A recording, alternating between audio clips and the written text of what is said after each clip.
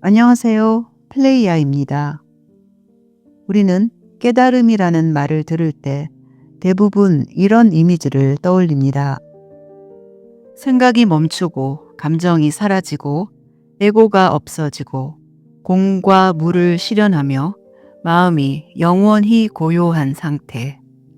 흔들림이 없고 두려움이 없고 삶의 어느 순간에도 균열이 일어나지 않는 일종의 초인간적인 경지. 많은 사람들이 바로 이런 느낌을 깨달음의 본질이라고 믿어왔습니다. 여기에 더해 이런 상태는 말로는 표현할 수 없기에 언어는 진리를 담을 수 없다는 식의 말로 깨달음의 신비성을 더욱 강화하기도 했습니다. 이런 표현은 마치 모든 진리가 현실과는 별개로 존재하고 말과 글로는 도달할 수 없을 만큼 인간적인 경험과는 동떨어져 있다는 인상을 남기곤 합니다. 그 정점에 놓인 말이 오직 모를 뿐이라는 표현입니다. 그러나 이런 이미지들은 인간적인 요소를 제거한 채 상상해낸 비현실적이고 비인간적인 환상에 가깝습니다. 이 흐름 속에서 나는 마음이 아니다, 나는 몸이 아니다와 같은 부정은 우리가 만들 수 있는 가장 큰 분리의 형태이며 결국 자신이 정말 살펴봐야 할 것을 외면하는 영적 우회의 절정으로 이어질 수 있습니다. 이러한 깨달음의 환상이 만들어진 이유는 무엇보다 고통이 완전히 사라진 상태에 대한 깊은 동경 때문일 것입니다. 이 동경은 자연스럽게 득도하여 깨달음을 얻었다고 여겨지는 이들에 대한 일종의 이상화와 투사로 이어졌습니다.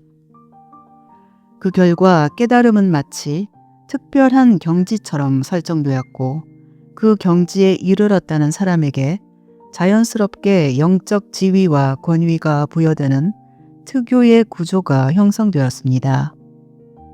비인간적인 깨달음의 이미지는 검증하기 어려운 상태를 이상화하면서 스승과 구도자 사이의 위계를 굳히는 역할을 하기도 합니다. 따라서 이러한 관념들은 의도된 것이 아니었다 해도 깨달음의 경지를 동경하는 풍토 속에서 자연스럽게 영적 권위를 강화하는 방향으로 작동해 왔습니다. 그리고 이러한 가르침이 오랜 시간 동안 절대적 진리의 권위를 부여받아 반복되면서 이 관념들은 더욱 공고해지고 널리 퍼지게 된 원인이 되고 있습니다. 그 바탕에는 한 가지 깊은 두려움이 자리합니다. 지금의 나, 인간이라는 존재를 그대로 인정하면 무언가에 갇혀버리고 영원히 상승하지 못할 것이라는 두려움입니다. 마치 인간임을 받아들이는 순간 성장이 멈추거나 영적 가능성이 닫혀버리고 심지어는 끝없는 윤회에 갇히게 된다는 믿음이 그것입니다. 자아와 동일시하는 것이 두려워 지금의 나를 갖자 혹은 벗어버려야 할 껍데기, 심지어는 방해물로까지 규정하기도 합니다. 인간임을 부정하는 것은 삶 자체를 부정하는 것과 같습니다. 그래서 많은 사람들이 깨달음을 추구한다는 이유로 세상과 단절되어야 한다고 믿게 됩니다. 옛 시대의 깨달음은 바로 이러한 두려움을 기반으로 형성된 인간은 불완전하고 삶은 이러한 인간의 생산물이라는 거대한 부정적 믿음 체계를 전제로 하고 있습니다. 그러나 의식이 변화하고 확장되는 지금의 시대에서 깨달음의 의미는 완전히 달라지고 있습니다. 깨달음은 더 이상 인간적 요소를 벗어나는 경지가 아니라 정렬된 믿음 체계를 통해 자신을 명확하게 이해하고 조건 없는 자기 사랑을 실현하는 과정이라 할 수 있습니다. 이 과정을 가능하게 하는 것이 바로 삶을 통해서입니다. 삶은 언제나 나를 확장시키기 위해 내 믿음을 드러내는 경험을 보내옵니다. 그 경험이 감정으로 느껴지고 그 감정을 이해하려는 움직임이 생각으로 이어집니다. 그리고 무엇보다 몸은 현존 그 자체입니다. 몸은 언제나 지금 여기에 있습니다. 과거와 미래를 떠돌던 생각도 몸의 주위를 돌리는 순간 자연스럽게 지금 여기로 돌아옵니다.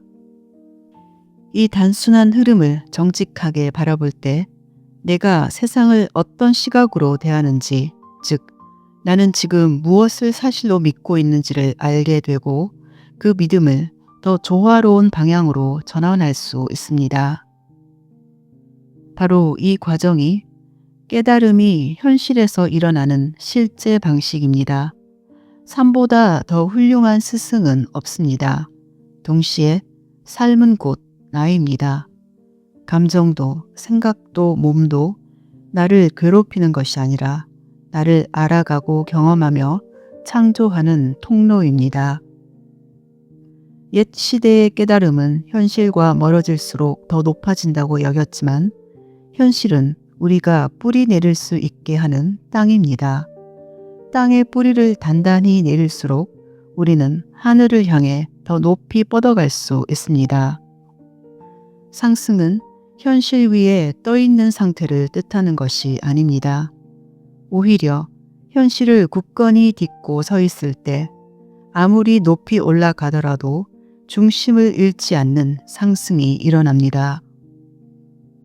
예전의 깨달음은 그 시대의 이해 수준을 반영하며 지금의 우리에게 이르기까지 필요한 징검다리 역할을 해왔습니다.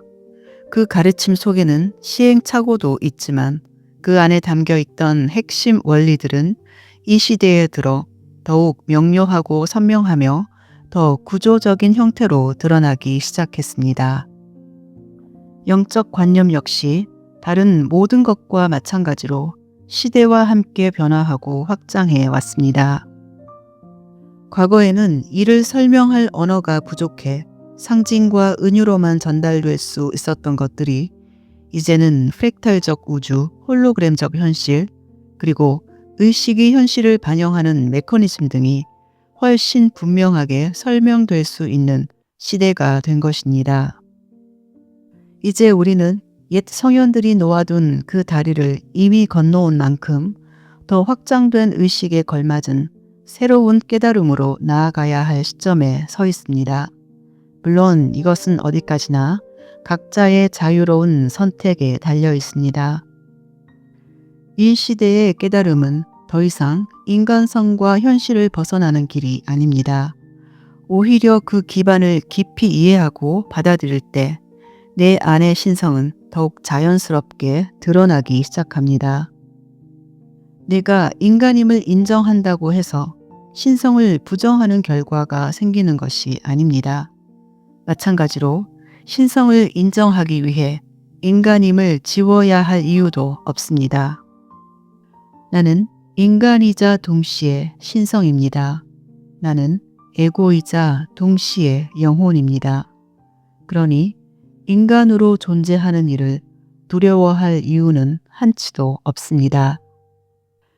깨달음은 한 번의 사건이나 특별한 도착점이 아니라 삶을 살아가는 동안 계속해서 일어나는 인식의 과정입니다.